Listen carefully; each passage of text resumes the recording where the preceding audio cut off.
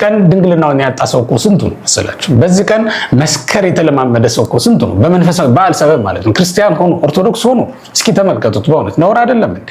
በመንፈሳዊ በዓል ሰበብ ከበሮ የሚደበድቡም ሰዎች አሉ። ዝም ብሎ ትምህርትም እየተሰጠ እንደው ቤተክርስቲያኒቱን የማይሰሟት ማለት በጀርባ ሆኖ እነሱ ያስነኩታል። ላበሰንዝ ላይ ተንጠፈጠፈ አይደለም በክብር የምታገኘው በሚገባ ሆነ ስላገለገልክ ነው። በቃ በመንፈስ ቅዱስ መሞላት ባለብን ቀን በወይን ጠጅ ተሞልተን በመንፈስ ቅዱስ መስከር ሲገባን በወይን ጠጅ ሰክረን ወድቀን የታየን ሰዎች እኮ ልንኖር እንችላለን። ነውር አይደለም። ሰሞን ለዚህች ቀንማ በሰክር ለዚህች ቀንማ ባመነዝር ለዚህች ቀንማ እንዲባደር የሚባል ነገር የለም። በዋልድባ አይዘፈንም፣ ዘፈን የለም ሲጀመር። ዘላለማዊ መብልና መጠጥ ተሰጥቷል እኮ። አንተ እኮ እንደ እስራኤል እንኳን የሚሞት በግ አይደለም ይመጣል፣ ሕያው የሆነ በግ ለዘላለም በልተነው የማንጨርሰው ምግብ ነው የተሰጠን። ስለዚህ እግዚአብሔር ቤተሰቦች መንፈሳዊ በዓላት ግን ቤተክርስቲያን ባለችን መንገድ ነው ማክበር ያለብን። ቤተክርስቲያን ባዘዘችው መንገድ ነው ማክበር ያለብን። በእውነት መንፈሳዊ በዓል ሰማይና ምድር የማይወስኑት አምላክ በስጋ ተወስኖ መታየቱ ይሄ ተአምር ነው። እሳት በስጋ ተጠቅልሎ መታየቱ ይሄ ተአምር ነው። ድንግል በድንግልና ጸንሳ መገኘቷ ይሄ ተአምር ነው። ከድንግል በስጋ መወለዱም እንዲሁ ተአምር ነው። ግራ ስለሚገባኝ ነው አንዳንድ ጊዜ ስለሚጨንቀኝም ነው እውነት ለመናገር አንዳንድ ነገሮች እየተጨማመሩ እየተቀጣጠሉ በሄዱ ቁጥር መንፈሳዊነታቸው ይቀርና ወደ ስጋዊ ፍትወት የሚያደሉ የሆኑ ሲመጡ መንፈሳዊ ይዘቱ ይቀርና መጨረሻ ላይ ወደ ምን ይገባሉ ማለት ነው? ህዝባዊ በዓላት ወደ መሆን የመለወጥ እድላቸው በጣም ሰፊ። ማንኛውም ሰው በተዘክሮ ቢኖር መልካም ነው። በየትኛውም ጊዜ ሲበላም ሲጠጣም ሲነሳም ሲተኛም በየትኛውም ጊዜ ያለ ተዘክሮተ እግዚአብሔር እንዳይኖር ቅዱሳት መጻሕፍት ያስጠነቅቃሉ። ከኃጢአት መዳን የሚችለው ከእንደዚህ አይነት ግልብጥብጥ ከሆኑ ስሜቶች መውጣት የሚችለው አንድ ክርስቲያን እግዚአብሔር ማሰብ ሲችል ነው። ግብፅን በሞት የመታ እግዚአብሔር በመቅሰፍት የመታ እግዚአብሔር እነሱን ከመቅሰፍት የታደጋቸው የፋሲካ ዕለት በታረደው በግ ነው። ያ በግ ለነሱ ለመዳናቸው ምልክት ነው። ከመቅሰፍት የዳኑባት ቀን ስለሆነች ያችን ቀን ያከብሯታል።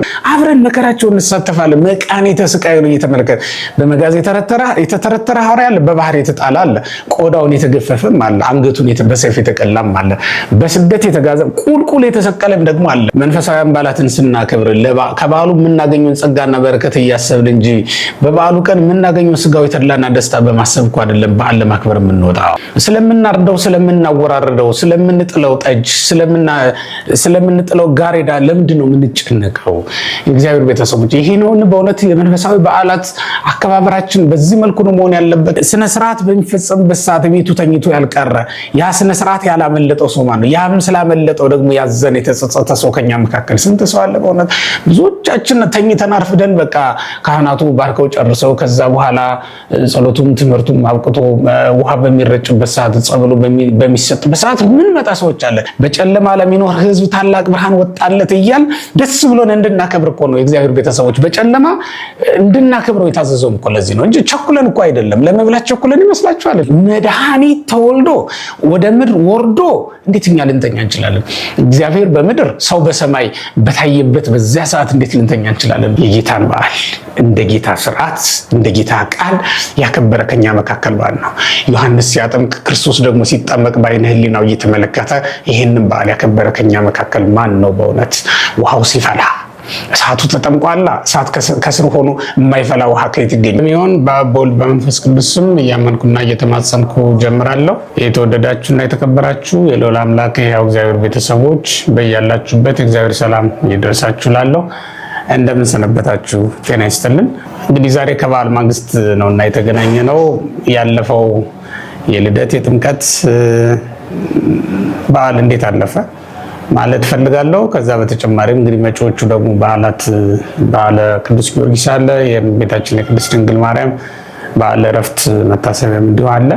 ሌሎችም በዓላት ይቀጥላሉ እና በዓላቶች ወደፊት የሚመጡትን እንዴት ለማክበር ተዘጋጅተናል፣ ያለፉትንስ እንዴት አከበርናቸው የሚለውን ጥቂት ዳሰሳ ለማድረግ ያክልና መንፈሳዊ የሆኑ በዓላት በሚከበሩበት ጊዜ መንፈሳዊያን በዓላት የሚከበሩበት ራሱን የቻለ ስነ ስርዓት አለው እና ከዚህ አንጻር እንደውም አንድ ክርስቲያን መንፈሳዊ በዓልን የሚያከብርበት ስርዓት ምን አይነት መሆን አለበት? ምን መምሰል አለበት?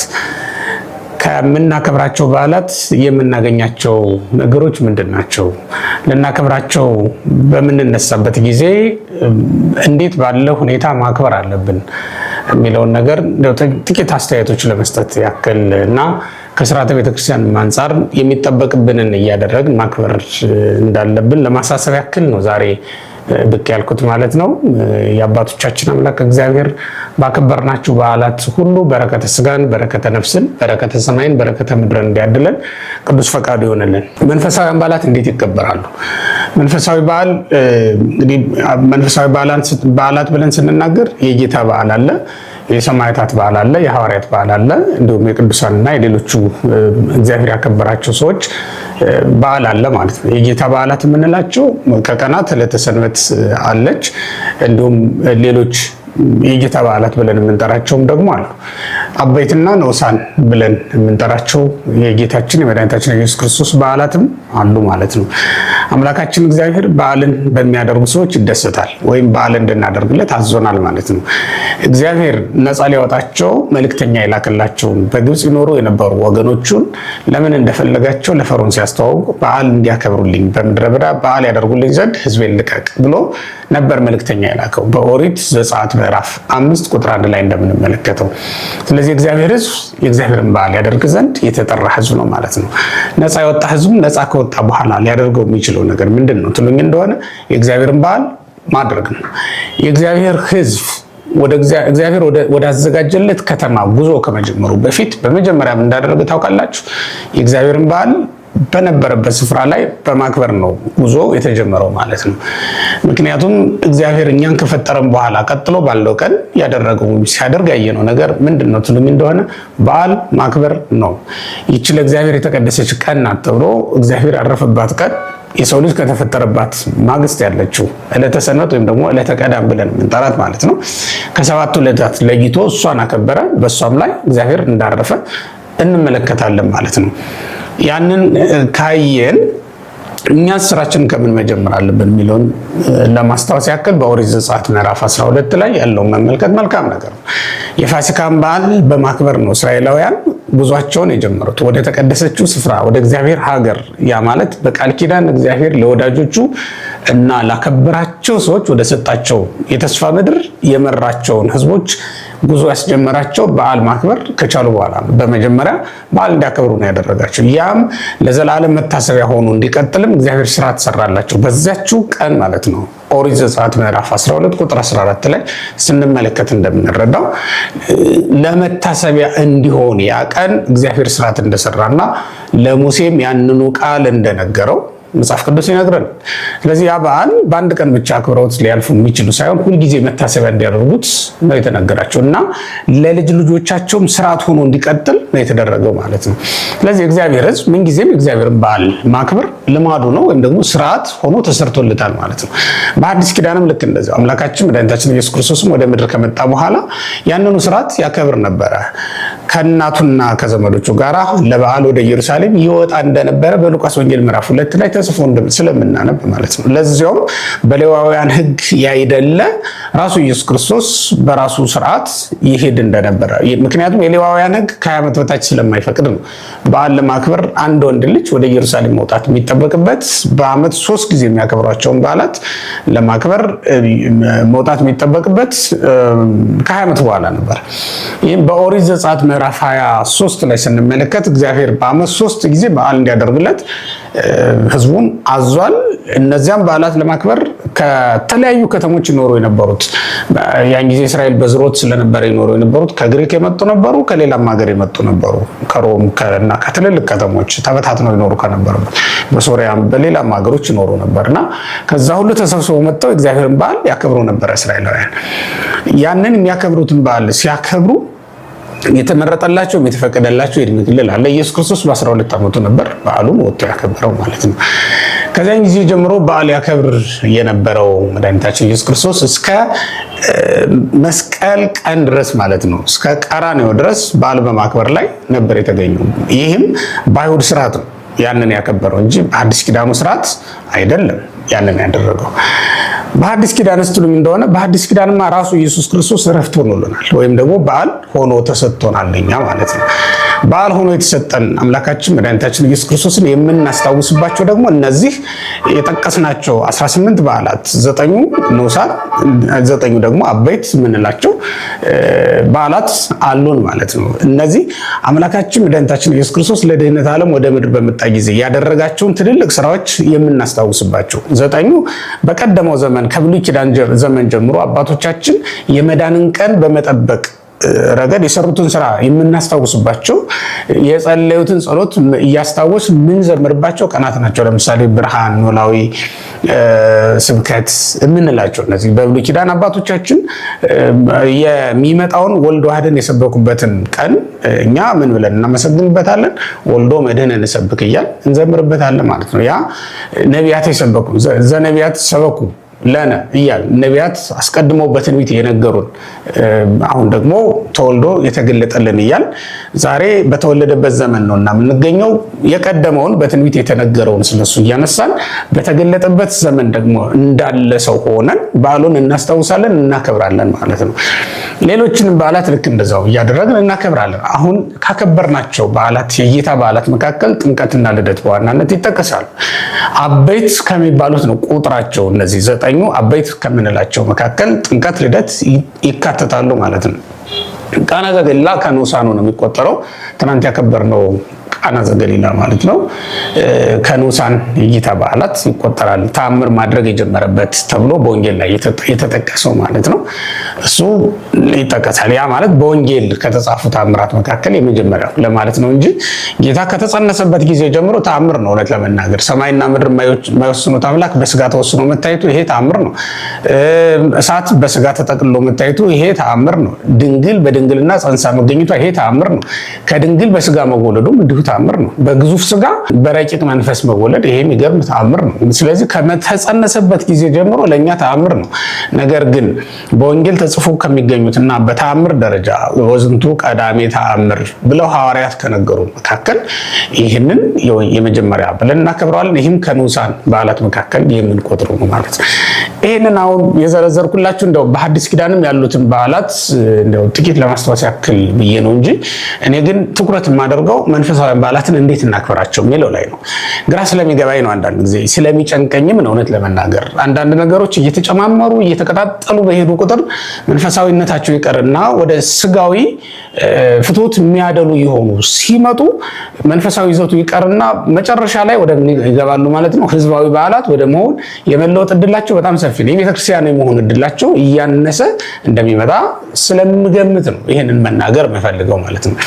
አንድ መንፈሳዊ በዓል ግን በህዝቡ ዘንድ ሲከበር ክርስቲያናዊ ስነስርዓትን አሟልቶ መከበር እንዳለበት ይሰማናል። ይሄ ማንኛውም ሰው በዓል ሲያከብር የሚሄድበትን በዓል መስሎ ማክበር ግዴታ ነው።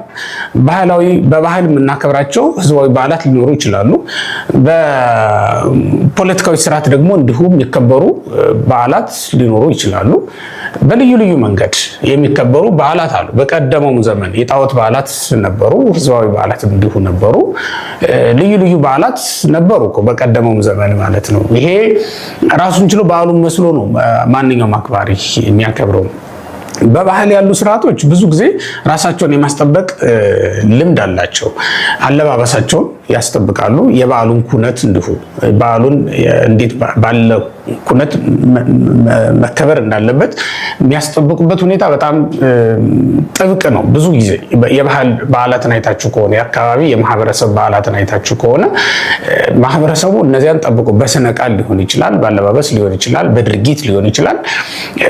በዓሉ እንዴት መከበር እንዳለበት ጠብቆ ያቆየበት መንገድ አለ። አሁንም ሲጠበቁ ታያቸዋላችሁ። በባህልና ቱሪዝም ደረጃ ሊሆን ይችላል፣ ብቻ በሆነ አካል ሲጠበቁ ታያቸዋላችሁ።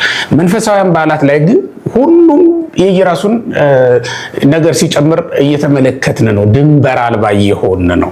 እኛም ራሳችን እየተቀላቀለውን አናውቀውም። ደስ ያለን ሆኖ ከተገኘ ይዘን አንጠልጥለን ስንሄድ ነው የምንታየው።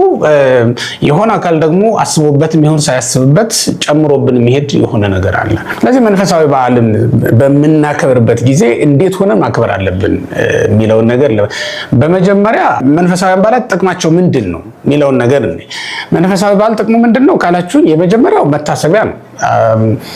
ቅድም በጠቀስኩላችሁ በኦሪት ዘጸአት ምዕራፍ 12 ቁጥር 14 ላይ ለመታሰቢያ ይሆን ዘንድ ይሄ በዓል እንዲከበር ብሎ እግዚአብሔር ፈቀደ ነው።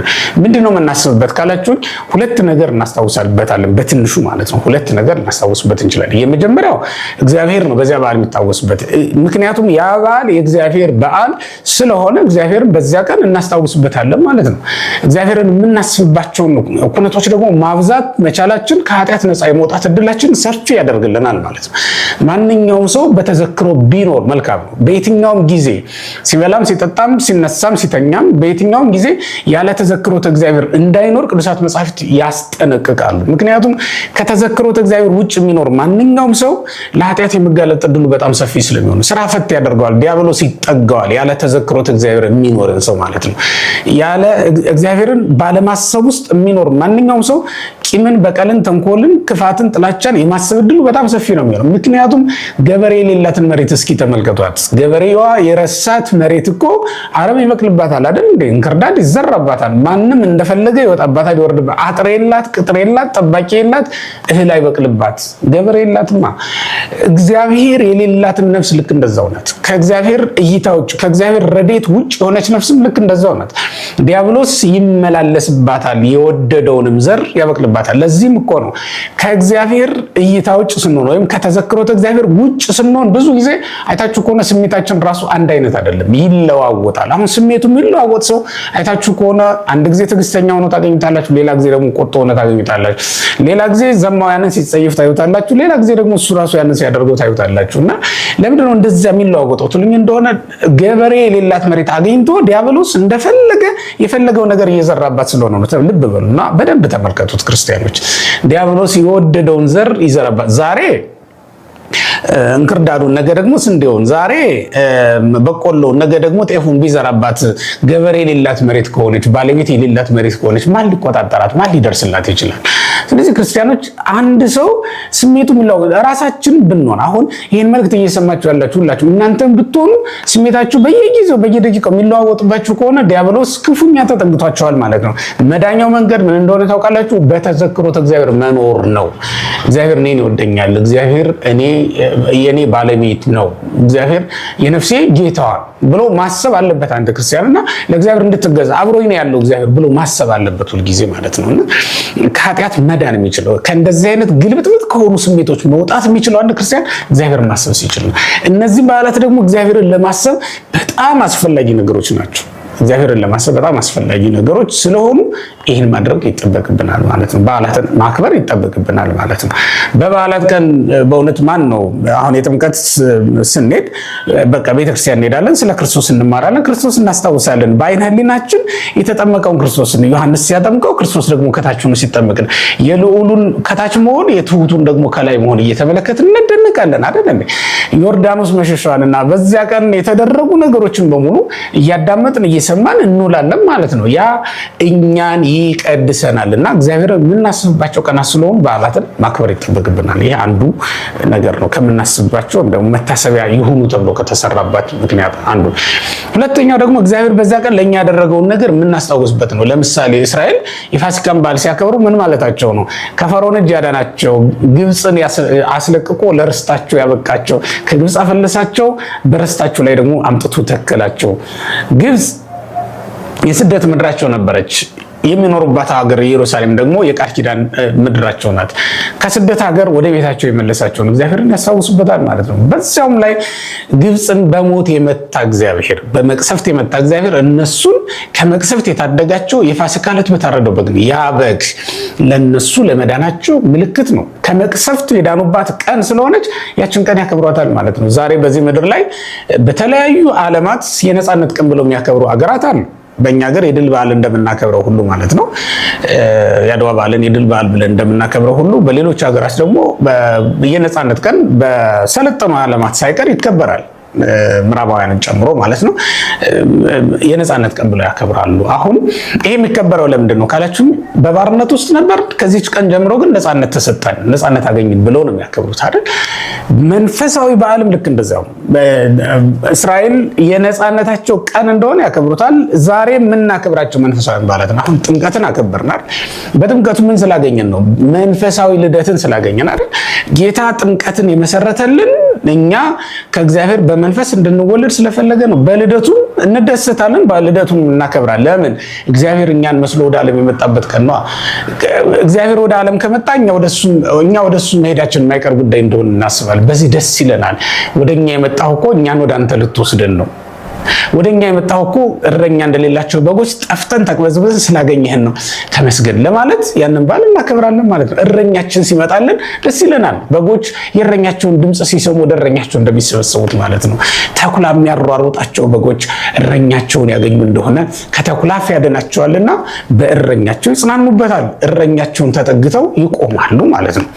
ስለዚህ እኛም እረኛችንን አግኝተናልና በዚያች ቀን በእውነት ሁላችንም ወደ ክርስቶስ ሰብሰብ ብለን በዓሉን እናከብራለን ማለት ነው። እንግዲህ መታሰቢያነቱ እንዲህ አይነት ነገሮችን ለማስታወስ ለማሰብ የሚረዳን ስለሆነ ነው ማለት ነው። እኛ በእግዚአብሔር ፊት የታሰብንበት እግዚአብሔርን በእኛ ዘንድ ደግሞ የሚታሰብበት ቀን ሆኖ ያልፋል ማለት ነው። ያ መንፈሳዊ በዓል። ሌላውና ሁለተኛው ደግሞ በዓላት ጥቅማቸው ምንድነው ትሉኝ እንደሆነ በዓላት ሌላው ጥቅማቸው ስለ እግዚአብሔር መማር የምንችልባቸው ቀናት ስለሆኑ ነው። ቤተክርስቲያን ስለ ክርስቶስ ወንጌል በሚገባ መስበክ የምትችልባቸው ቀናት የበዓላት ቀናት ናቸው። ይህም ማለት ምንድነው? ለምሳሌ የመጀመሪያው ቀን ስብከት የተሰበከው በበዓል ቀን ነው። 3000 ነፍሳትን ያመኑት ልብ በሉ። 3000 ነፍሳት በአንድ ጊዜ በአንድ ቀን ንስሐ ገብተው እንዲጠመቁ ያበቃቸው ቀኑ የበዓል ቀን ስለነበረ ነው። የሐዋርያት ሥራ ምዕራፍ 2 ቁጥር 5 ላይ ተመልከቱት። ቀኑ የበዓል ቀን ስለነበረ ሰዎችም ለጸሎት እየተጉ በዚያ ቦታ ላይ ስለነበሩ የተገኙት በዚያች ቀን ያችኑ ትምህርት ሰምተው ሁሉም ንስሐ ገብተው በአንድ ቀን 3000 ነፍሳት ወደ ጌታ መቅደስ ወደ እግዚአብሔር ተመለሱ ማለት ነው። ተመልከቱ፣ ለብዙ ነፍሳት መዳን ምክንያት የሚሆኑ ቀናት ናቸው ማለት ነው በዓላት። ምክንያቱም ቤተክርስቲያን በዚህ ቀን ወንጌል ትሰብካለች። ቤተክርስቲያን በዚህ ቀን የእግዚአብሔርን ቃል ትናገራለች። የንስሐ አዋጅ ይታወጃል። የመዳን ቀን ነውና ለሚድኑት ሁሉ ስጋውና ደግሞ ይፈተታል፣ ይሰጣል። ስለዚህ በዓላትን የሚያከብር ማንኛውም ሰው በዚህ ቀን ምን ስለሚደረግለት ነው? በወንጌል ስለሚሰማበት ቃል እግዚአብሔር ስለሚማርበትና ለመዳን የሚበቃበትን እድል ስለሚያገኝበት መንፈሳዊ በዓልን ሊያከብር ይገባዋል ማለት ነው። አንዱ ጥቅሙ ይሄ ነው የመንፈሳዊ በዓል። ሌላው የመንፈሳዊ በዓል እንዲሁ ተጨማሪ ጥቅም ምንድነው ትሉኝ እንደሆነ በዓሉን ከምናከብርለት አካል ጋር በመንፈስ መገናኘት የሚያስችለን ስለሆነ ነው። መንፈሳዊ በዓልን ስናከብር የምናከብርላቸው አሁን ቅድም ብለናል እንድናከብራቸው የታዘዙ በአንቀጸ በዓላት አባቶቻችንም በፍትሐ ነገሥት ላይ ያዘዙን ወይም ደግሞ ያስቀምጡልን እንድናከብራቸው የታዘዙ በዓላት አሉ። ከነዚያ መካከል የጌታ በዓል አንዱ ነው። የሐዋርያት በዓል ሁለተኛው ነው። የሰማዕታት በዓል ሶስተኛው ነው። እንዲሁም የእመቤታችንና የሌሎች ቅዱሳን በዓላት ደግሞ እንዲሁ ይኖራሉ ማለት ነው። በእነዚያ ቀናት በዓሉን የምናከብርለትን ቅዱስ እንመስላለን ወይም ደግሞ ከሱ ጋራ በመንፈስ እንገናኛለን ማለት። በነገራችን ላይ በዓላቸውን የምናከብርላቸው ቅዱሳንም ቢሆኑ በዚያ ቀን መጥተው አብረው ከኛ ጋራ በዓሉን ያከብራሉ ማለት ነው። በአባ ብንያሚን ታሪክ እንደምንመለከተው የእስክንድርያ ፓትርያርክ ናቸው። አባ ብንያሚን ማለት የአባ መቃርስን በዓል እያከበሩ በነበረ ጊዜ ቅዳሴ ቤቱን ነው እያከበሩ የነበሩ። ታላቁ መቃርስ በቤተ መቅደሱ በአንዱ ክፍል ላይ ተገኝቶ ነበር ይላል። ተመልከቱት። የሚከበረው በዓል የቅዱስ መቃርስ ነው። መቃርስ ማለት በግብጽ የገዳመ አስቄጥስ አባት ነው ቅዱስ መቃርስ። በዚያ ቀን በዓሉን እያከበሩ በነበረ ጊዜ ቅዱስ መቃርስ በአጸደ ነፍስ ያለው ታላቁ መነኮስ ወይም ጻድቅ አባት መጥቶ በበዓሉ ላይ ተገኝቶ ነበር ይላል። በሌሎችም በጌታም በዓላት ልክ እንደዚያው አምላካችን መድኃኒታችን ኢየሱስ ክርስቶስ ሁላችንንም ከእልፍ አእላፍ መላእክት ጋር መጥቶ ይጎበኘናል ብለን ስለምናስብ ስለምናምንም ይሄን አምነን እናደርጉ። በመላእክትም በዓላት ቢሆን ማለት ነው። መላእክት በዓላቸው በሚከበርበት ስፍራ ላይ መጥተው ይጎበኙናል ብለን አምነን በመንፈስ ከነሱ ጋር ሆነን በዓሉን ልናከብር ይገባናል ማለት ነው። ሰለስቱ ደቂቅን እንደጎበኘ ቅዱስ ገብርኤል እኛንም መጥቶ ይጎበኘናል ብለን አምነን ነው የምናደርገው። ይሄ እግዚአብሔርን ለሚያምኑ ሰዎች ሁሉ የሚደረግላቸው ነገር ስለሆነ ምንም ጥርጥር የለንም። በዚህ በዓላቸውን ከምናከብርላቸው አካላት ጋር እንዳንዱ ሆነን ልናከብር ይገባናል ማለት ነው። ሌላው የመንፈሳዊ በዓል ደግሞ ሌላው ደግሞ ምንድነው ትሉኝ እንደሆነ የጻድቁን ወይም ደግሞ የሰማዕቱን አለበለዚያም የሐዋርያውን ገድል ወይም ምስክርነት በመስማት እኛም መንገዳቸውን ለመከተል የሚያበቃን ስለሆነ ሐዋርያው ቅዱስ ጳውሎስ እንዲህ ይላል በዕብራውያን መልእክቱ ምዕራፍ 13 ስትመለከቱት ተዘከሩ መኳንንቲክሙ ዘነገሩክሙ ቃለ እግዚአብሔር ቁጥር 7 ላይ ነው ያለው። የእግዚአብሔርን ቃል የነገሯችሁን ዋኖቻችሁን አስቡ ነው የሚለው። እንዘ ትሬዩ ሰናየ ገዞሙ ወተመሰሉ በሃይማኖቶሙ መልካሙን ጠባያቸውን መልካሙን ኑሯቸውን እየተመለከታችሁ በእምነትን ምሰሏቸው ተብሎ ነው የተነገረው። በእምነት እንድንመስል ያደርገናል። መልካሙን ጠባያቸውን መልካሙን ግብራቸውን እንድንመለከት ያደርገናል። ከዚያስ እነሱን ለማሰብ ያበቃናል። ምክንያቱም አስቧቸው ተብለን ታዘናል። ሐዋርያት አስተምረውናል ማለት ነው። ስለዚህ ሰማዕታትን በምናስብበት ጊዜ የሰማዕታትን ገድላቸውን እንሰማለን፣ የሄዱበትን መንገድም እንመለከታለን። እግዚአብሔርን ማገልገል እንዴት ጭንቅ እንደሆነች፣ የእግዚአብሔር መንግስት ያለ ጭንቅ እንደማትወረስ በዚህ መረዳት እንችላለን ማለት። አንድ ነገር መረዳት ይኖርብናል። በዚህ ዓለም ላይ በደስታ የሚኖር ማንኛውም ሰው የእግዚአብሔር መንግስት ማግኘት በጣም ይጨንቀዋል፣ ይከብደዋል። እውነት ነው የምላችሁ ክርስቲያኖች። ይሄንን የምላችሁ ግን በመንፈሳዊ ደስታ ደስ ለሚላቸው ሰዎች አይደለም። በስጋዊ ደስታ ደስ ብሏቸው መኖር ለሚፈልጉ ሰዎች የእግዚአብሔር መንግስት ማግኘት በጣም ከባድ ነው የሚሆነው። ምክንያቱም ያለ ምጥ መውለድ አይቻልምና። ልብ በሉ ክርስቲያኖች፣ ሳታምጥ መውለድ የምትችል ሴት እንደሌለች ሁሉ በዚህ ዓለም ያልተጨነቀችም ነፍስ መከራ መጥቶባት፣ ያም ስለ እግዚአብሔር ብሎ መከራ መጥቶባት ማለት ነው። ስለ እግዚአብሔር መከራ መጥቶባት ያልተቀበለች ነፍስ በእውነት የእግዚአብሔር መንግስት ማግኘት በጣም ይከብዳታል ማለት ነው። እንደውም ማር ይስሐቅ ላይ ምን ተብሎ ነው የተነገረው? መከራ በሌለበት ወይም ተድላ ደስታ በበዛበት እረፍት በበዛበት ህይወት ውስጥ ብዙ ከማገልገል ይልቅ በመከራ ሆኖ ጥቂት ማገልገል ይሻላል ይላል። ብዙ መከራ ጥቂት መከራ እየተቀበሉ ጥቂት መጸለይ የተሻለ ነው። በምቾት ውስጥ ሆኖ እየተቀማጠሉ ብዙ ከመዘመር፣ ብዙ ከመጸለይ፣ ብዙ አገልግሎቶችን ከማድረግ በላይ ብዙ ምጽዋት ከመስጠት በላይ ማለት ነው። በጭንቅ ውስጥ ሆኖ ማገልገል እንዴት ደስ ይላል! በእግዚአብሔር ዘንድ ዋጋ የሚያሰጥ እሱ ነው። እንግዲህ ልብ በሉ ክርስቲያኖች፣ ጌታ ብዙ መባ ካገቡ ሰዎች ይልቅ ያመሰገናት የትኛዋን ሴት ነው ካላችሁ፣ ያመሰገናት እኮ ያችን ካላት ኑሮዋን ሁሉ የሰጠችውን ሴት ነው። እንዴት ባለ ጭንቅ ውስጥ አልፋ መጣ እንደሰጠች ልብ በሉ። እሱን ያስደሰተው ነገር ያ ነው ማለት ነው። ልብ በሉ። በጭንቅ ውስጥ ሆና መጣ። አገልግሎት በጭንቅ ውስጥ ሆነን የምንሰራውን ስራ ነው የሚሆነው። የሰማዕታትንም የሐዋርያትንም በዓል እንድናከብር የምንታዘዘው እኮ ይሄንን እንድናስብ ነው። ጭንቃቸው የሄዱበትን የጭንቅ መንገድ እያሰብን ቅዱስ ጊዮርጊስን አሁን ወደፊት እናከብራለን። በዓሉ ይመጣል። በዚያ ቀን ምን ማሰብ አለብን? ገድሉን እየተማርን እየሰማን እንዴት ባለ ጭንቅ እግዚአብሔር ማገልገል እንደቻለና እንዴት ባለ ጭንቅም ወደ እግዚአብሔር መንግስት እንደገባ 7 አክሊል ተቀበለ የሚለው ላይ ብቻ አይደለም ትኩረት ማድረግ ያለብን፣ 7 ዓመት ተጋደለ የሚለውም ላይ ነው የመጀመሪያው ትኩረታችን የምናደርገው። 7 አክሊልማ ከ7 ዓመት በኋላ ሊገኝ የሚችል እኮ ነው። እንዲህ ልብ በሉ ክርስቲያኖች። አንድ የስንዴ ዛላ 30 60 መቶም ያማረ ፍሬ ይዛ የምትገኘው ቅንጣት ሆና ምድር ላይ በወደቀች ጊዜ ፈርሳ በስብሳ ተቀብራ ከዚያስ እንደገና በጭቃ ውስጥ አልፋ አይደል እንዴ ብዙ መከራ ካለፈች በኋላ አይደል እንዴ ያን ሁሉ ነገር የምትቀበለው? ያንን ፍሬ ይዛ የምትገኘው እኮ እንደዛ የጽድቅ ፍሬ ሊገኝባችሁ የሚችለው እኮ ክርስቲያኖች ከብዙ መከራ በኋላ ነው። ያለ መከራ እግዚአብሔር ጸጋ ማግኘት አይቻልም። ሐዋርያው ቅዱስ ጳውሎስም እንዳስተማረን አባ ጊዮርጊስ ዘጋስጫም እንበለ መከራ እይከቡን ጸጋ ነው የሚለው። ወዛይ ነው ለተፈትኖ ይከቡን አፈድፍዶ ነው የሚለው በገድሉ ላይ። ያለ መከራ እግዚአብሔርን ጸጋ ማግኘት ከባድ ነው ይላል። ያለ ፈተናስ እንዴት ብሎ ነው ጸጋ ሊበዛልን የሚችለው ነው የሚለው ሊቁ አባ ጊዮርጊስ በገድሉ ላይ እንደተጻፈው ማለት ነው።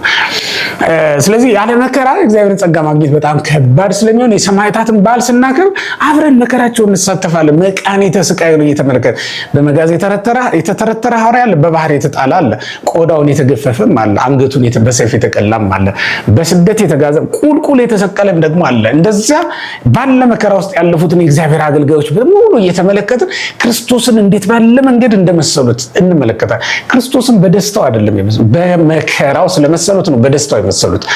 የመጀመሪያው ነገር በመከራው ክርስቶስን መምሰል ነው አይደል? በትንሳኤው እሱን ለመምሰል በመጀመሪያ በመከራ ክርስቶስን መምሰል ግዴታችን ነው። የእግዚአብሔር ቤተሰቦች እሱን ለማድረግ ያበቃን ዘንድ ነው የሰማዕታትንም የሐዋርያትን በዓል እንድናከብር የታዘዘ። ይህ በጥብቅ ነው የታዘዘው ክርስቲያኑ። የሰማዕታትን በዓል ማክበር በጥብቅ ከታዘዙናቸው ነገሮች መካከል የሐዋርያትን በዓል ማክበር እስመ እሙንቱ መምህራኒክሙ ነው ዘነገሩክም ቃል እግዚአብሔር። ሐዋርያት በሲኖዶሳቸው ወአክብሩ ካዕበ በዓለ ሐዋርያት ይላል። የጌታን በዓል እንድናከብር ካዘዙን በኋላ የሐዋርያትን በዓል አክብሩ ይላል። ለምን? እስመ እሙንቱ መምህራኒክሙ የእግዚአብሔርን ቃል የነገሯችሁ መምህራኖቻችሁ ናቸውና ይላል። ተመልከቱት፣ መምህራኖቻችሁ ናቸውና የሚያበራላችሁን ብርሃን ከፍ ባለ ስፍራ ላይ እንደምታኖሩት የእግዚአብሔር ቤተሰቦች ቤታችሁ ውስጥ ከፍ ባለ ስፍራ ላይ የሚያበራላችሁን ብርሃን ታኖሩታላችሁ። ለምን?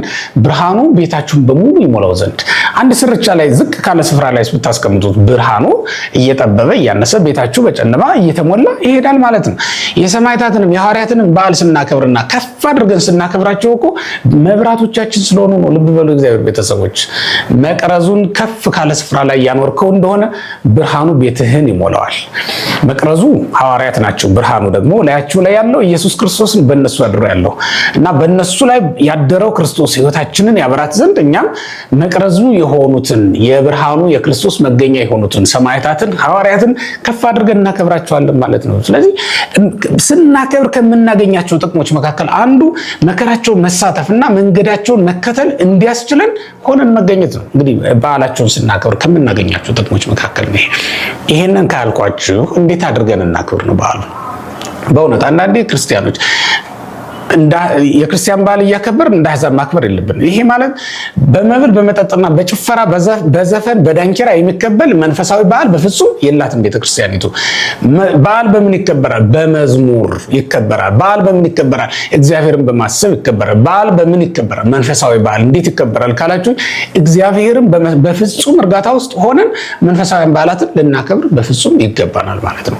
ያ ማለት በእውነት ክርስቲያኖች እኛ መንፈሳዊ በዓላትን ስናከብር ከበዓሉ የምናገኘውን ጸጋና በረከት እያሰብን እንጂ በበዓሉ ቀን የምናገኘው ስጋዊ ተድላና ደስታ በማሰብ እኮ አይደለም በዓል ለማክበር የምንወጣው። ስለዚህ እኛ ለምንድን ነው በበዓል ቀን በዓሉን ስለማክበር በምናስብበት ጊዜ ሁሉ አዲስ ልብስ ስለመልበስ ለምንድን ነው የምንጨነቀው? ስለምናርደው፣ ስለምናወራርደው፣ ስለምንጥለው ጠጅ፣ ስለምንጥለው ጋሬዳ ለምንድን ነው የምንጨነቀው? የእግዚአብሔር ቤተሰቦች ይሄ ነው በእውነት የመንፈሳዊ በዓላት አከባበራችን በዚህ መልኩ ነው መሆን ያለበት ብላችሁ ታስባላችሁ? እንደዚያ እኮ አይደለም። መንፈሳዊ በዓል ለማክበር በምናስብበት ጊዜ አሁን ስለምንለብሳቸው ልብሶች፣ ስለምንመግባቸው ምግቦች እንጨነቃለን።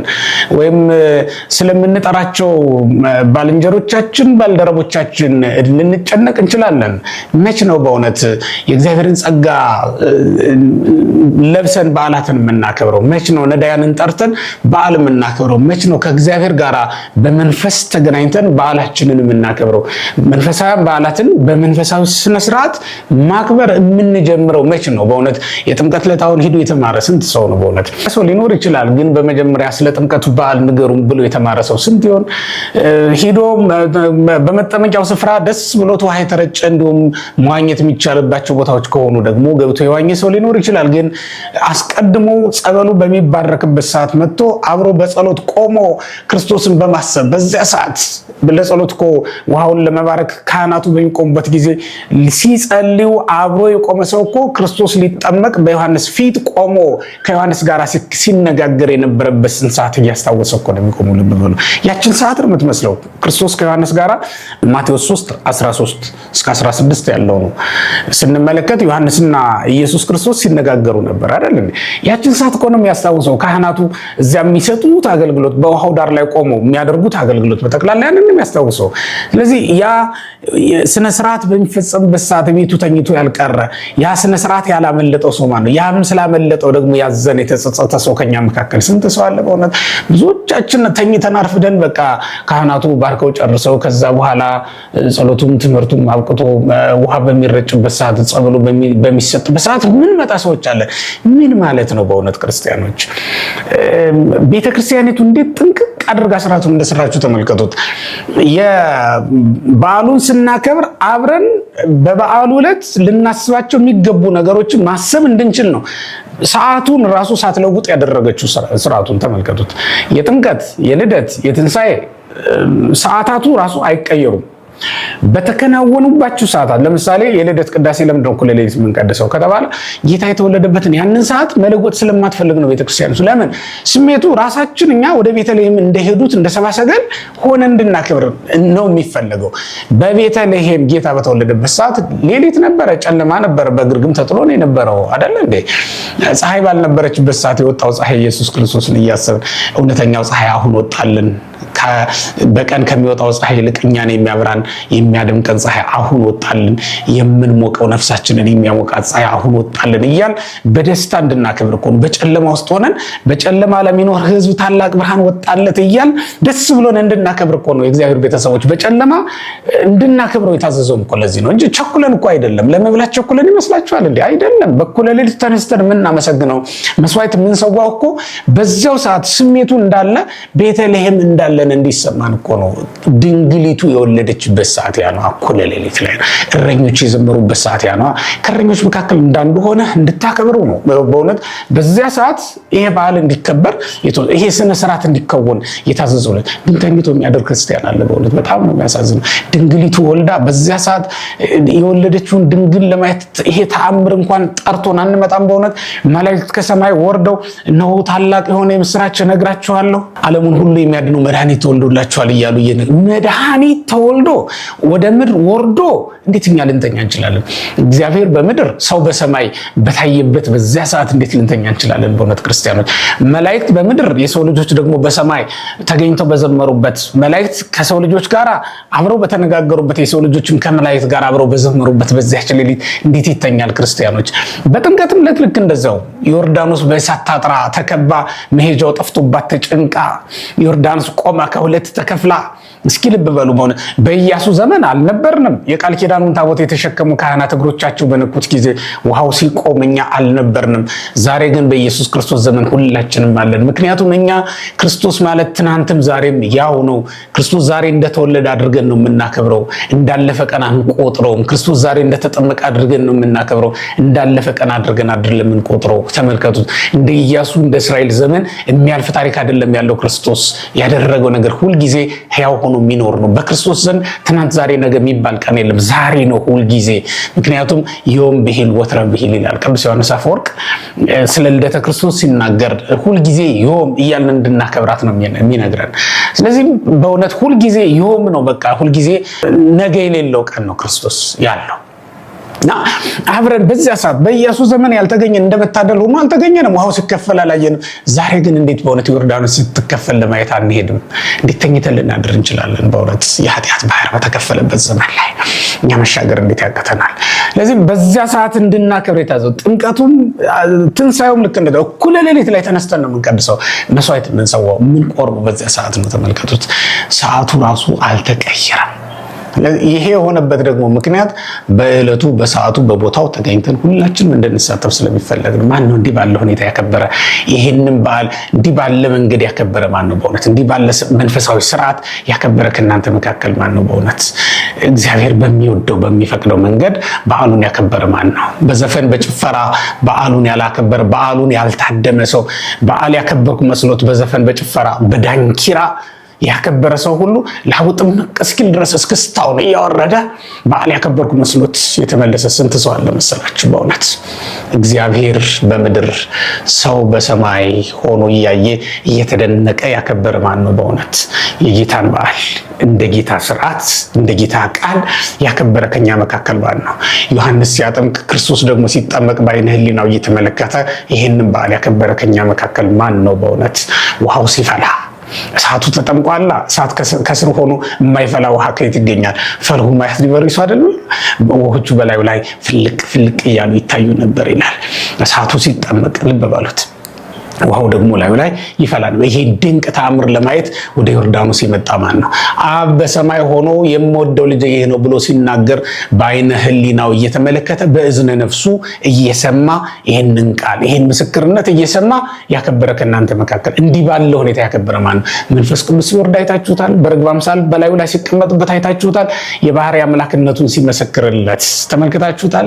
ኢየሱስ ክርስቶስ በእውነት ዛሬ ከድንግል በስጋ ቢወለድም ቅድመ ዓለም ከአብ እንደተወለደ አምናለሁ እያለ ያከበረ ከኛ መካከል ማን ነው? በእውነት በባሪያው እጅ ቢጠመቅም እሱ ግን የፍጥረት ሁሉ ባለቤት እንደሆነ አምናለሁ እያለ ይህንን በዓል ያከበረ ከኛ መካከል ማን ነው? ዮሐንስ ያጥምቀው እንጂ ዮሐንስን ያከበረውም እሱ ነው። ይህንን አምናለሁ እያለ ያከበረ ማን ነው? ይሄ ዛሬ ሕፃን ሆኖ በጨርቅ ተጠቅሎ የማየውን በሰማይ ደግሞ በእሳት አዳራሽ ውስጥ ተቀምጦ በእሳት መጋረጃ ተጠቅልሎ አየዋለሁ እያለ የጌታ ልደት ያከበረ ከኛ መካከል ማን ነው? በእውነት መላእክት የሰው ልጆች አብረው እዚህ የሚዘምሩለት በግርግም በትንሿ ብላቴና በታናሿ ብላቴና በድንግል እቅፍ ላይ የተቀመጠውን ይህንን ብላቴና ቀኝ ዙፋን ተዘርግቶለት የሚቀመጥ ንጉሠ ነገሥት ሆኖ አየዋለሁ ብሎ ያከበረ ሰው ከኛ መካከል ማን ነው? በእውነት ይህንን የጥምቀት በዓል ስናከብር በእውነት እኛ ሁላችን ሰማይ ተከፍቶ አይተናል። በእውነት ይህን የጥምቀት በዓል ስናከብር እኛ ሁላችን ይህንን ትህትናውን እያደነቅን ነው ያከበርነው። በእውነት ይህንን የጥምቀት በዓል ስናከብር እንዲህ ባለ መንፈስ ያከበርን ስንቶቻችን ነን? የብርሃን ልብስ ከእግዚአብሔር እጅ በምንቀበልባት የጥምቀት በዓል ዕለት ልብሳችንን በዝሙት ምክንያት የጣልን ስንቶቻችንን ነው? ልብሳችንን በስካር ምክንያት የጣልን ስንቶች፣ ክብራችንን ያጣልን ክብር በተጀመረባት ቀን ክብርን ባገኘንባት ቀን ጥምቀት እኮ ክብርን ከእግዚአብሔር ዘንድ የምንቀበልባት የቀደመው በበለስ ምክንያት የጠፋው ክብራችን የተመለሰባት ታላቅ ምስጢር እኮ ናት ጥምቀት ክርስቲያኖች። ታዲያ ክብራችንን ባገኘንበት በዓል ዕለት ክብራችንን በስካር ምክንያት ያጣን ስንቶቻችንን ነው? በእውነት ክብሩን ያጣ እኮ ስንት ሰው አለ። በዘፈን በዳንኪራ በዓሉን ያከበርኩ መስሎ ጮማ ስለቆረጥክ እኮ አይደለም በዓል የሚከበረው። ጠጅ ስለመጠጥክም አይደለም በዓል የሚከበረው። አደባባይ ላይ ወድቀህ አድረህም እኮ በዓል ልታከብር ትችላለህ። ግን በመንፈሳዊ ደስታ በመንፈሳዊ ስሜት ውስጥ ሆኖ ማክበር እንልመድ። በእውነት ክርስቲያን እንደ ክርስቲያን እናክብር መንፈሳዊ በዓልን። እሱም ከነዳያን ጋር ኢየሱስ ክርስቶስ ልደቱን ከማን ጋር እንዳከበረ አታውቁም እንዴ? ከእረኞች ጋር አይደል እንዴ ያከበረው? ከቤተ መንግስት ሰዎች ጋር ነው እንዴ ልደቱን ያከበረው? አታስተውሉም እንዴ? ነገስታት ከመምጣታቸው በፊት እኮ የተጠሩት ለልደቱ የቤተልሔም እረኞች ናቸው። ልብ በሉ። ዳዊት ለእረኝነት ይውልበት በነበረው ሜዳ ላይ ተሰማርተው ይጠብቁ የነበሩ እረኞች፣ በቦዔዝ እርሻ ላይ ያቺ ሴት ሩት የተመረጠችበት እርሻ ላይ በጎቻቸውን መንጋዎቻቸውን አሰማርተው በትጋት ይጠብቁ የነበሩ እረኞች፣ የመንጋው ባለቤት እንኳን አይደሉም፣ የመንጋው ጠባቂ እረኞች ናቸው እነዚህ ድሆች። ከነዚህ ጋር ልደቱን አከበረ ኢየሱስ ክርስቶስ። ልደቱን ከእንደዚህ አይነት ሰዎች ጋር ካከበረ አንተ ከድሆች ጋር ያላከበርከው ለምንድን ነው? እኛ ከምንወዳቸው ከታላላቅ ሰዎች ጋር መርጠን ያከበርነው ለምንድን ነው? እኛ ከታዋቂ ሰዎች ጋር፣ እኛ ከባለጸጎች ጋር፣ እኛ በልተው ጠጥተው ደስ ከሚላቸውና ብናበላቸው ብናጠጣቸው ዝና ያወጣልናል ብለን ከምናስባቸው ሰዎች ጋር በዓሉን አክብረን ይሆናል። እንዲህ ባለ ሁኔታ ጠጅ ተራጭተን ውስኪ ተራጭተን ጠጅ ከፍተን አክብረነው ሊሆን ይችላል። በእውነት ሰማይ የተከፈተው ለዮሐንስ ነው። ክርስቲያኖች አትሳሳቱ። ሰማይ ተከፍቶ የታየው ለዮሐንስ ነው፣ ለምስኪኑ፣ ለዚህ ምንም በላዩ ላይ የደረበው ልብስ ስለሌለው፣ ወርቀ ዘቦ ግምጃ ለለበሱት ለቤተ መንግስት ሰዎች አይደለም፣ ካባ ላንቃ ለደረቡ ለቤተ መቅደስ አገልጋዮችም አይደለም፣ የግመል ጠጉር ለለበሰው ለዮሐንስ ነው ሰማይ ተከፍቶ የታየው። መንፈስ ቅዱስ ከሰማይ ሲወርድ የተገለጠለትም ለዚህ ምስኪን ለዮሐንስ ነው። ልብ በሉ። ምግቡ አንበጣና የጋጃ ማር ለሆነው ለዚህ ለዮሐንስ ነው፣ የጣፈጠ ለሚበሉ ሰዎች አይደለም። ጣቦ ጋቦ ስቆ ይሉታል አባቶቻችን። እንደዚህ አይነት ጣፋጭ ምግቦችን ለሚመገቡ ሰዎች አይደለም የተከበረ። ጣፋጭ ስለበላህ አይደለም በዓል የምታከብረው። ስለዚህ መንፈሳዊ በዓልን በመንፈሳዊ ስሜት በመንፈሳዊ ስርዓት ማክበር ልንለምድ ይገባል።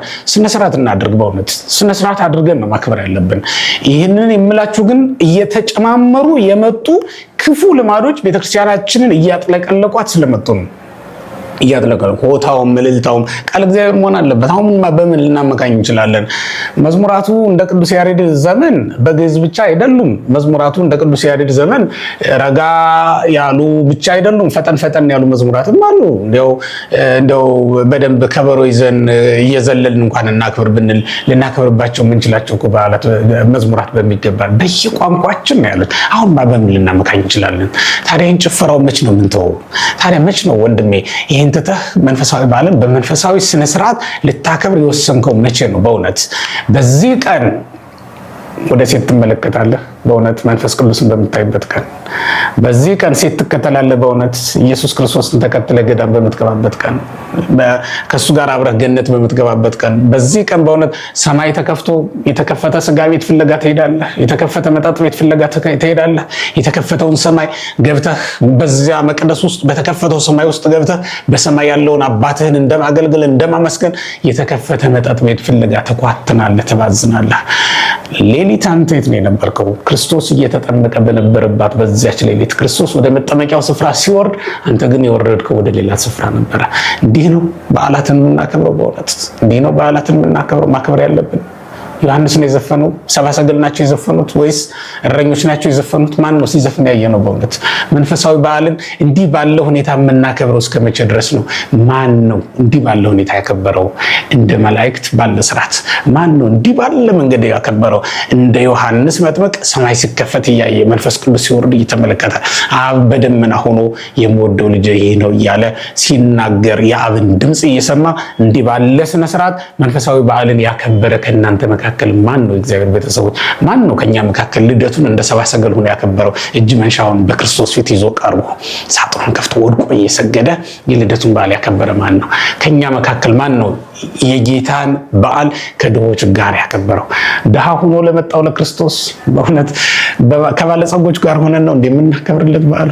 ድሃ ሆኖ የመጣውን ክርስቶስን የሚበላ የሚጠጣ ሆኖ የመጣውን ኢየሱስ ክርስቶስን ከተራቡት ሰዎች ጋር ሆነን ልናከብረው ይገባል። ዘላለማዊ መብልና መጠጥ ተሰጥቷል እኮ። አንተ እኮ እንደ እስራኤል እንኳን የሚሞት በግ አይደለም ይመጣል፣ ሕያው የሆነ በግ ለዘላለም በልተነው የማንጨርሰው ምግብ ነው የተሰጠን። ስለዚህ እግዚአብሔር ቤተሰቦች የክርስቶስን ስጋና ደም በመብላትና በመጠጣት ሊሆን ይገባል። በዓል አከባበራችን ቃለ እግዚአብሔር በመስማት ሊሆን ይገባል። በመንፈሳዊ በዓል አከባበራችን በመዘመርና በመንፈሳዊ ቅኔ ተሞልተን ሊሆን ይገባል። መንፈሳዊ በዓል በቦታው ላይ ተገኝተን በሁኔታዎች ውስጥ ሆነን ልናከብር ይገባል። ከዛ ውጭ በእውነት ምናልባት እነዚህ ሰዋዊ የሆኑ በዓላት ከሆኑ እንደ ሰውኛው ልናከብር እንችላለን። ይሄ እነዚህ ላይፍ ኢቨንትስ የሚባሉት ማለት ነው፣ ሞት፣ ልደት እና ሌሎችም ነገሮች በማንኛውም ሁኔታ በእያንዳንዳችን ህይወት ውስጥ ሊከሰቱ የሚችሉ በዓላት ከሆኑ እንደ ሰውኛው ልናከብር እንችላለን፣ እንደለመድ ነው። መንፈሳዊ በዓላት ግን ቤተክርስቲያን ባለችን መንገድ ነው ማክበር ያለብን። ቤተክርስቲያን ባዘዘችው መንገድ ነው ማክበር ያለብን። በእውነት መንፈሳዊ በዓልን ምክንያት አድርጎ ዘፈን የሚያዘጋጅ ሰው ዘንድ ስትሄድ ክርስቲያን አይደለም እንዴ? በእውነት የተወለደልህ ክርስቶስ ነው። ክርስቶስ በሌለበት ቦታ ሄደህ እንዴት ክርስቶስን ልታከብረው ትችላለህ? የተጠመቀልህ ክርስቶስ ነው። ክርስቶስ ባልተጠመቀበት ስፍራ ሄደህ ጥምቀትን እንዴት ልታከብር ትችላለህ? የተነሳልህ ክርስቶስ ነው። ክርስቶስ ባልተነሳበት ስፍራ እንዴ መቃብሩ አጠገብ ሄደን ትንሳኤውን እናያለን እንጂ እንደ ማርያም መግደላዊት በእውነት እኛ ክርስቶስ ባልተነሳበት ስፍራ ሄደን ትንሳኤውን እናከብራለን እንዴ? በእውነት ነውር እኮ ነው። ስለዚህ እኛ የመጣልን ክርስቶስ የወረደልን ክርስቶስ የተወለደልን ክርስቶስ ባሳየን መንገድ ነው መንፈሳዊ በዓልን ማክበር ያለብን። ነውር ነው። እንደ አንድ ክርስቲያን እንደ ክርስቶስ የተወለደለት ክርስቶስ በደሙ የዋጀው ክርስቲያን ክርስቶስ ባዘዘው ስርዓት ነው መንፈሳዊ በዓልን ማክበር የሚጠበቅበት። ቀጥሎ የምናገኛቸውን በዓላትም ያለፈው አልፏል። በእውነት ክርስቲያኖች ቀጥሎ የምናገኛቸውን በዓላት እንዲህ ባለ ስርዓት ማክበር ስላለብን ይሄንን ብላችሁ ያለምንም ማፈር ያለምንም መሸማቀቅ ነው የምነግራችሁ። በዚህ ቀን ድንግልናውን ያጣ ሰው እኮ ስንቱ ነው መሰላችሁ? በዚህ ቀን መስከር የተለማመደ ሰው እኮ ስንቱ ነው? በመንፈሳዊ በዓል ሰበብ ማለት ነው። ክርስቲያን ሆኖ ኦርቶዶክስ ሆኖ እስኪ ተመልከቱት። በእውነት ነውር አይደለም እንዴ? በመንፈስ ቅዱስ መሞላት ባለብን ቀን በወይን ጠጅ ተሞልተን በመንፈስ ቅዱስ መስከር ሲገባን በወይን ጠጅ ሰክረን ወድቀን የታየን ሰዎች እኮ ልንኖር እንችላለን። ነውር አይደለም እንዴ? እንዲህ ባለው ሁኔታ እንዳናከብር ስለምፈልግ ነው። ቤተክርስቲያን ባዘዘችው መንገድ ማክበር ይገባል። በዓለ ሰማዕታትም አሁን የሚቀጥለውን የቅዱስ ጊዮርጊስን በዓል እናከብራለን። የእመቤታችን የቅድስት ድንግል ማርያምን በዓል እናከብራለን። በዚያም ቀን ልክ እንደዚያው ለበዓሉ የሚገባውን መልእክት እየሰማን ጨፍረን መሄድ አይደለም፣ ተንጫጭተን መመለስም አይደለም። አሁን በመንፈሳዊ በዓል ሰበብ ከበሮ የሚደበድቡም ሰዎች አሉ። ዝም ብሎ ትምህርትም እየተሰጠ እንደው ቤተክርስቲያኒቱን የማይሰሟት ማለት በጀርባ ሆኖ እነሱ ያስነኩታል። ላበሰንዝ ላይ ተንጠፈጠፈ አይደለም በክብር የምታገኘው በሚገባ ሆነ ስላገለገልክ ነው። በቃ